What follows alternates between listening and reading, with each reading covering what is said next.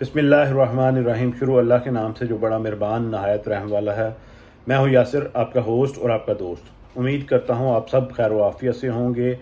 आज कुछ अहम तरीन डेवलपमेंट्स जो ग्लोबल मिलिट्री स्टेटस रिपोर्ट आई है उसके हवाले से फ्रीडम ऑफ स्पीच के मुतल्लिक एक रेटिंग इशू हुई है पाकिस्तान की और दूसरे ममालिक की, उसके हवाले से आपसे तफसीली गुफ्तगू करूँगा। इसके साथ साथ अहमद जवाद साहब जो डिजिटल मीडिया के स्पोक्स पर्सन थे पाकिस्तान मुस्लिम लीग नून की तरफ से, उनके हवाले से जो उन्होंने कुछ इंकशाफात किए हैं और एक बयान दिया है उसके हवाले से तफसीली गुफ्तगू करूँगा। एक जो बड़ा ही अफसोसनाक वाक़या यूनान तारकीन वतन के साथ पेश आया, जिसमें एक कसीर तादाद में जो पाकिस्तानी थे वो लुकमा अजल बने। इस हवाले से आपसे तफसीली गुफ्तगू करूँगा और इसके साथ साथ जो अहम तरीन बातें हैं वो जो है वकला तहरीक और इत्तेजाज अहसन साहब की मिलिट्री ट्रायल्स के अगेंस्ट जो पटिशन है उसके बाद अब ताकतवर हलकों में भी हलचल पैदा हुई है और general Asim Munir chief of army staff की तरफ से 13 अहम जर्नलों के साथ एक मीटिंग हुई है। उसमें बहुत सारी चीज़ों को डिस्कस किया गया है और इसके साथ साथ अब जो है अगले वज़ीर-ए-आज़म के लिए 2 नामों को सिलेक्ट कर लिया गया है। इसके साथ साथ जो केयर टेकर प्राइम मिनिस्टर आने हैं उनके नाम पर भी जो है वो गौर शुरू हो चुका है और एक नाम जो है उस पर काफ़ी हद तक गौर किया जा रहा है। इस पर तफसीली गुफ्तगू करूँगा और इसके साथ साथ पाकिस्तान तहरीक इंसाफ के ख़िलाफ़ जो क्रैकडाउन है उसी सिलसिले में अब बुशरा बीबी और फराह गोगी पर नए केसेस एंटी करप्शन की तरफ से जो है वो बनाए जा रहे हैं। और इसके साथ कल सवात के जलसे के बाद तलाल चौधरी साहब का जो रद्द अमल आया है उस पर उसके हवाले से भी आपसे गुफ्तगू करूँगा। इसके साथ अब जो है इमरान खान की बहन और बहनोई को भी जो है वो तफ्तीश के लिए बुला लिया गया है, उस हवाले से जो है वो तफसीली बात करूँगा। और अब जो है नून लीग के अंदर इख्तलाफात पैदा होने शुरू हो चुके हैं, इस हवाले से जो है वो तफसीली गुफ्तगू करूँगा। अगर आपने मेरे चैनल को सब्सक्राइब नहीं किया तो बराए मेहरबानी चैनल को सब्सक्राइब कर लें और बेल आइकन को दबा दें ताकि हर आने वाली वीडियो आप तक पहले पहुँच सकें। जैसा कि आप जानते हैं कि इस वक्त जो हालात चल रहे हैं उसमें अब एक हमारी मिलिट्री स्टेटस का रिपोर्ट आई है, ग्लोबल मिलिट्री स्टेटस रिपोर्ट आई है। उसमें जो पाकिस्तान आर्मी का नंबर आया है वो 7th आया है। टॉप 10 में हमारी आर्मी फॉल की है, जबकि हमारी आर्मी का जो बजट है वो सिर्फ $11 बिलियन है। ये एक खुश आइन बात है कि इतने कम बजट के साथ भी हम टॉप 10 आर्मीज़ में जो है फॉल कर रहे हैं। इसमें बड़े ही अहम मुल्कों की आर्मीज़ जो हैं वो हमसे पीछे हैं, जिसमें इसराइल सहरे फहरिस्त है। हालांकि उनके जो बजट्स हैं वो हमसे काफ़ी हद तक ज़्यादा हैं। सऊदीया हो गया और उसके साथ साथ जो है इसराइल, ये इनके बजट्स हमारे से ज़्यादा हैं, लेकिन इसके बावजूद भी वो हमसे पीछे हैं। इसका सारा जो क्रेडिट है वो हमारे जवानों को है जो अपनी जानों पर खेल कर तमाम तर मुश्किल हालात से जो लड़ते हैं और हमारी जो आर्मी है उसको स्ट्रॉन्ग बनाते हैं और हमारी हिफाजत का जो ज़िम्मा है अपने सर उठाकर हमें एक पुरसकून ज़िंदगी देते हैं। ये एक बड़ी ही खुशाइन बात है, लेकिन इस पर काफ़ी लोगों ने एतराज़ उठाया है और कहा है कि इस वक्त जो मुल्की हालात हैं वो अब इस बात से ज़्यादा अहम हो चुके हैं कि हमारी आर्मी कहाँ पर खड़ी है। और उन्होंने कहा जिनकी आर्मीज़ पीछे हैं उन ममालिक के हालात जो हैं वो हमसे बेहतर हैं, तो हमें इस चीज़ का क्या फ़ायदा कि हमारी जो आर्मी है वो इस नंबर पर खड़ी है। खैर ये एक अप्रिशिएट करने वाली बात है, इसको अप्रिशिएट करना चाहिए। हमारी आर्मी का 7वां नंबर है, इसको मज़ीद बेहतर बनाना चाहिए और जो भी मामलात हैं वो भी वक्त के साथ दुरुस्त हो जाएंगे।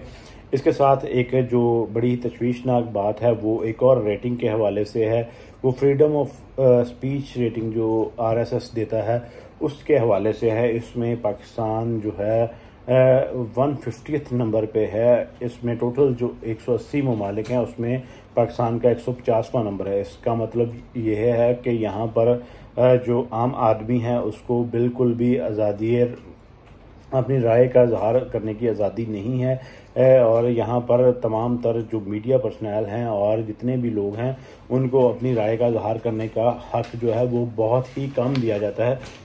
और ये एक तशवीशनाक बात है कि यहाँ पर जो है इंसानी हकूक़ की खिलाफ वर्जी करते हुए लोगों को अपनी राय का जो इजहार करने की आज़ादी है वो नहीं दी जाती। इसके साथ साथ एक अहमद जवाद साहब हैं जो डिजिटल मीडिया स्पोक्स पर्सन थे पाकिस्तान मुस्लिम लीग नून के माजी में। उन्होंने जो है इस बजट के बाद और IMF के प्रोग्राम के हवाले से कुछ अहम तरीन जो हक़ाइक़ हैं वो उठाए हैं। उन्होंने कहा है कि इमरान खान साहब के 3 साला दौर में जो रेमिटेंसेस थी वो 19 बिलियन डॉलर से बढ़कर 31 बिलियन डॉलर तक चली गई और अगले 1 साल में वो 40 बिलियन डॉलर तक जाने का चांस था। लेकिन इस हुकूमत के आते ही वो रेमिटेंसेस जो हैं वो कम होना शुरू हो गई और वो इस साल 24.3 पर आ चुकी हैं और मज़ीद उसमें कमी वाक़या हो रही है। सिर्फ इस साल में 3.7 बिलियन डॉलर जो हैं वो कम हुए हैं। उन्होंने कहा कि ये जो अमाउंट है वो ही सिर्फ जो है IMF प्रोग्राम से डबल तकरीबन बनती है। तो इस पर जो काम करना चाहिए, हालांकि हम IMF के पीछे पड़े हुए हैं, ये एक जो अकेली रकम है वो ही इन IMF के प्लान से ज़्यादा बनती है। और इसके साथ साथ उन्होंने बताया इमरान खान साहब के दौर में रोशन डिजिटल अकाउंट में ही सिर्फ 6 बिलियन डॉलर्स आए थे और जो कि अब गायब हो चुके हैं। ये भी अब हमारे मुल्क के लिए इस हालात में एक परेशानी की बात है कि हमारे जो भाई ओवरसीज़ पाकिस्तानीज़ हैं वो इस हुकूमत पर एतबार नहीं करते और उन्होंने जो पैसे हैं वो विड्रॉ कर लिए हैं और भेजना बंद कर दिए हुए हैं। और हमें ऑलरेडी जो है डॉलर्स की ज़रूरत है, इसके बावजूद जो डॉलर है मुल्क में हमारे जो पाकिस्तानी हैं उन्होंने ही भेजना बंद कर दिए हैं, तो हम दूसरों से क्या उम्मीद कर सकते हैं। जो हालात इस वक्त चल रहे हैं इसमें जो मिलिट्री ट्रायल कोर्ट के ख़िलाफ़ वकला तहरीक का आगाज़ हुआ है। वकला की तरफ से एतजाज़ हसन की तरफ से एक पटिशन बाकायदा तौर पर सुप्रीम कोर्ट में फ़ाइल की गई है। उसमें अब जुडिशल इस्टेब्लिशमेंट और दूसरी इस्टेब्लिशमेंट फौजी जो इस्टेब्लिशमेंट है वो आपस में आमने सामने आ चुके हैं और इसमें जो है वो मिलिट्री इस्टेब्लिशमेंट के अंदर भी जो है हलचल पैदा की है। इस सारी मूव ने अब गुज़िश्ता रोज़ जो है जनरल आसिम मुनीर ने 17 जो जर्नैल हैं उनके साथ अहम तरीन मीटिंग की है और तमाम तर मामलात को डिस्कस किया है। और इस वक्त तक तो उनका यही प्लान है कि 9 मई के वाक़यात में जो लोग भी मुलव्वस हैं उनके ख़िलाफ़ जो है वो क्रैकडाउन जारी रखा जाएगा, उनके मिलिट्री ट्रायल्स होंगे खा जो मर्ज़ी हो। तो ये अब बात जो है वो मज़ीद तसादम की तरफ जाती हुई नज़र आ रही है। वकला भी खड़े हो चुके हैं, आर्मी भी अपने मौक़िफ़ पर डटी हुई है। तो ये अब हालात जो हैं वो मज़ीद सेंसिटिव होते चले जा रहे हैं कि अगले दिनों में क्या होने जा रहा है। तमाम तर जो हुकूमती हलके हैं उनमें भी हलचल दिखाई दे रही है, इस्टेब्लिशमेंट के अंदर भी हलचल दिखाई दे रही है। अब ये मामलात कुछ ज़्यादा देर चलते हुए नहीं दिखाई दे रहे, ये जल्द इन मामलात का जो है फाइनलाइज कर लिया जाएगा और ये मामलात सेटल डाउन हो जाएंगे। और इसके साथ साथ अब इलेक्शन की तैयारियों भी शुरू कर दी गई हैं। बाकायदा तौर पर जो है जमातों की तरफ से इलेक्शन की कैंपेन स्टार्ट करने की तैयारियां शुरू कर दी गई हैं। उसमें अब जो नए वज़ीर आज़म हैं उनके लिए 2 शख्सियात के नाम समझे जा रहे हैं कि ये बेहतर रहेंगे, क्योंकि जो शहबाज शरीफ साहब हैं वो शुरू से ही प्रो इस्टेब्लिशमेंट रहे हैं और उन्होंने कभी भी इस्टेब्लिशमेंट की कोई बात रद्द नहीं की। उसके साथ साथ जो है दूसरा नाम बिलावल भुट्टो का है। बिलावल भुट्टो का नाम जो है वो अभी फाइनल नहीं हो रहा क्योंकि वो कोई एक्सपर्ट नहीं है। उनका जो पहला ही ओहदा है इस वक्त जो हुकूमती ओहदा उनको पहली दफ़ा मिला है और उसके बाद उनको प्राइम मिनिस्टर लगा देने पर थोड़ा सा तशवीश का इजहार किया जा रहा है। लेकिन इन दोनों नामों में से एक नाम को फाइनल किया जाएगा और मुमकिन तौर पर ये अगले वज़ीर आज़म मुंतखब होंगे। इसके साथ साथ केयर टेकर वज़ीर-ए-आज़म का नाम भी जो है वो ज़ेर गौर है। उसमें एक सहाफ़ी जो हैं वो इस वक्त अगेंस्ट पीटीआई हैं और इमरान खान साहब के बहुत ख़िलाफ़ हैं। उनका नाम तजवीज़ किया जा रहा है कि वो जो हैं केयर टेकर गवर्नमेंट के प्राइम मिनिस्टर होंगे, केयर टेकर प्राइम मिनिस्टर होंगे। वो मोहसिन बेग साहब का जो नाम है वो ज़ेर गौर है, लेकिन इसका फ़ाइनल और हतमी फ़ैसला जो है वो अभी बाकी है। जैसा कि 9 मई के वाक़यात के बाद क्रैकडाउन जो था इमरान खान साहब के ख़िलाफ़ जारी था, उसमें अब जो है उस क्रैकडाउन को मज़ीद सख्त करने का भी फ़ैसला किया गया है और बुशरा बीबी और फराह गोगी के ख़िलाफ़ जो है एंटी करप्शन की तरफ से एक सीक्रेटली जो है नए मुकदमात बनाए जा रहे हैं ताकि इनकी गिरफ्तारी जो है वो अमल में लाई जा सके। और इसके साथ साथ गुज़िश्ता जब बिलावल भुट्टो साहब की तरफ से स्वात में जलसे में तनकीद की गई बजट पर, और इसके साथ साथ उन्होंने कहा कि वज़ीर-ए-आज़म ने वादे पूरे नहीं किए और उन्होंने कहा कि जिस तरह से कराची मेयर का इलेक्शन हमने जीता है वैसे ही हम जनरल इलेक्शन भी जीतेंगे। तो उन्होंने तलाल चौधरी साहब ने इस पर रद्द अमल दिया है और उन्होंने कहा है कि बिल्कुल हम भी इलेक्शन करवाना चाहते हैं, लेकिन उसमें मेयर कराची और बाग इलेक्शन जो है उस तरह का इलेक्शन नहीं चाहते। इलेक्शन फ्री एंड फेयर होना चाहिए। ये भी इन दोनों पार्टियों के दरमियान तसादम की एक बड़ी वजह है। इस वक्त पहले ये राय दी जा रही थी कि मुस्लिम लीग नून जो है वो इलेक्शन में जाना चाहती है, लेकिन कल जब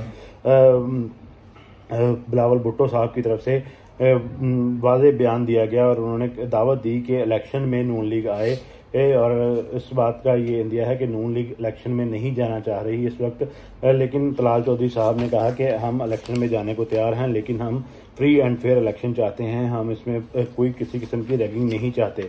इनका जो फ्री एंड फेयर इलेक्शन है वो यही है कि इन दोनों जमातों के दरमियान हो। इसमें जो इमरान एंड कंपनी है उसको पूरी तरह से फारिग कर दिया जाए। इमरान खान साहब अकेले ही नहीं, उनके तमाम जो इत्तेहादी हैं उनको भी किसी तरीके से इलेक्शन में जो है वो पार्टिसिपेट ना करने दिया जाए। ये तमाम तर इनके प्लान्स हैं और इनके दरमियान अब जो है इख्तलाफात जो बढ़ते चले जा रहे हैं। और इसी जो इमरान खान साहब के ख़िलाफ़ क्रैकडाउन है उसी की एक लड़ी कल 19 जून को उनकी बहन डॉक्टर उज़्मा और उनके बहनोई आहर मजीद साहब को जो है वो तफ्तीश के लिए बुला लिया गया है। जो अराजी का उन पर केस है उस के मुतालिक इमरान खान साहब पहले भी कह चुके हैं कि ये 6 अरब रुपए की जो है मालियत लगा रहे हैं, हम इनको 5 अरब रुपए में ये जगह देने को तैयार हैं। तो इसकी तफ्तीश के लिए बाकायदा तौर पर अब उनको बुला लिया गया है। तो देखना ये होगा कि क्या उनको गिरफ़्तार किया जाता है या नहीं और मामलात किस तरफ जाते हैं। ये आने वाले 24 घंटों में ये मामलात मज़ीद वाज़ेह हो जाएंगे।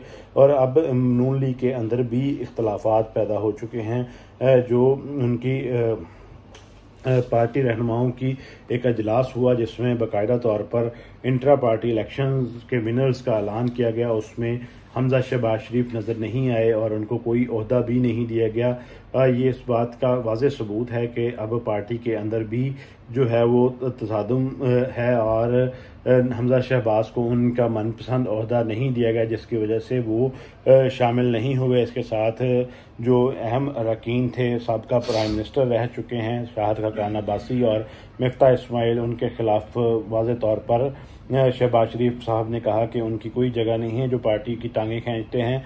तो क्योंकि ये तो बादशाही निज़ाम है, एक जो है आले शरीफ का निज़ाम है, इसमें वही होगा जो वो लोग चाहते हैं। किसी को तनकीद, चाहे वो तनकीद बराए इस्लाह ही क्यों ना हो, करने का हक़ नहीं है।